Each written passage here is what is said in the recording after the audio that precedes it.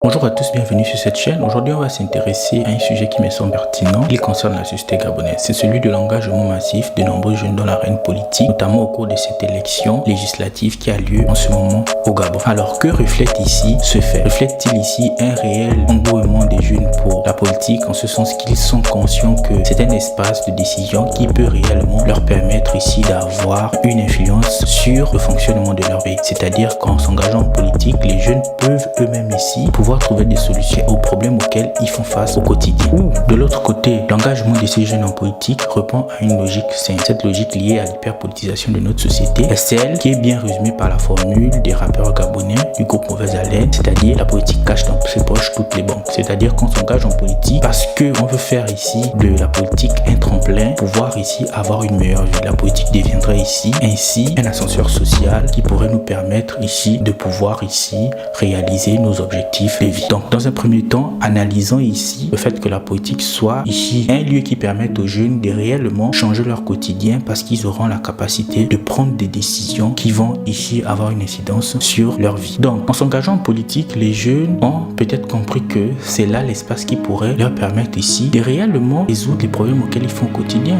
notamment la question du chômage, parce qu'il existe ce présupposé que l'ancienne génération ne serait pas au fait comme elle est. L'ancienne génération n'est pas au fait des problèmes auxquels les jeunes font face au quotidien. Donc en s'engageant en politique, les jeunes seront eux-mêmes à même de pouvoir trouver des solutions. Et cette solution passe notamment par le fait qu'ils seront à l'Assemblée nationale, ils pourront ici voter des lois qui pourront avoir une incidence réelle sur le quotidien des jeunes. En plus de cela, ils seront en position de pouvoir avoir un dialogue direct avec la première autorité du Gabon, c'est-à-dire le président de la République. Donc l'engagement des jeunes en politique est ici synonyme d'une réelle prise de conscience qui pourrait ici aboutir à un essor économique et social de cette partie de la population de notre pays. Donc en s'engageant dans l'arène politique, on est ici à même de pouvoir tenir les leviers des décisions qui pourront réellement impulser une dynamique dans nos vies.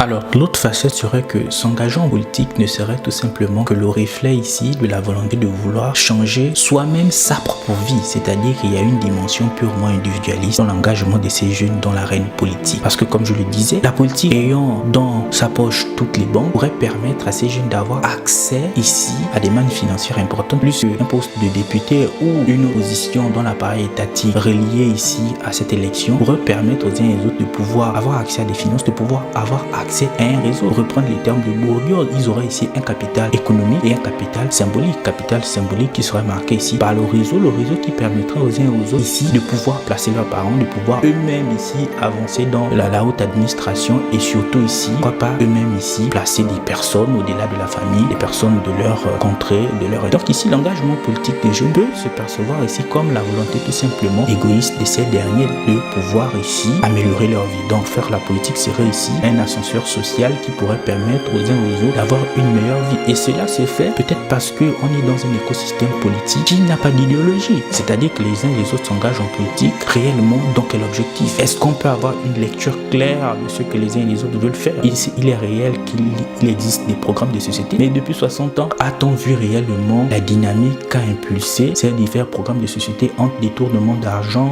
et ici éléphant blanc? Est-ce que les projets de société finalement conduisent la vision d'un acteur politique? Donc ici, les jeunes se retrouvent face à un écueil qui est assez marquant, c'est celui d'être tenté par la volonté de vouloir se servir au lieu de servir. Donc l'engagement des jeunes en politique ici peut devenir problématique parce qu'on est dans une sphère politique, comme je le disais, qui n'a pas d'idéologie politique, parce que l'idéologie, elle guide, l'idéologie, elle tient les idéaux, et l'idéologie ici, elle permet de se situer au-delà position subjective. Il est vrai qu'une idéologie peut être subjective, mais on a quand même une visibilité d'ensemble sur ce que l'on veut faire. Donc l'engagement de certains jeunes en politique peut être perçu de la sorte, d'autant plus que lorsqu'on regarde la société gabonaise, ceux qui ici sont des grands acteurs politiques ont souvent ici une double casquette d'entrepreneurs. Donc cela signifie peut-être qu'ils ont compris, ces jeunes, qu'en s'engageant en politique, on peut avoir ici des ressources économiques illimitées qui pourraient nous permettre de lancer des affaires ou qui pourraient nous permettre ici d'avoir tout simplement une vie meilleure. Donc faire de la politique devient un tremplin pour pouvoir avoir une meilleure vie. Donc peut-être ils se disent, pourquoi faire de longues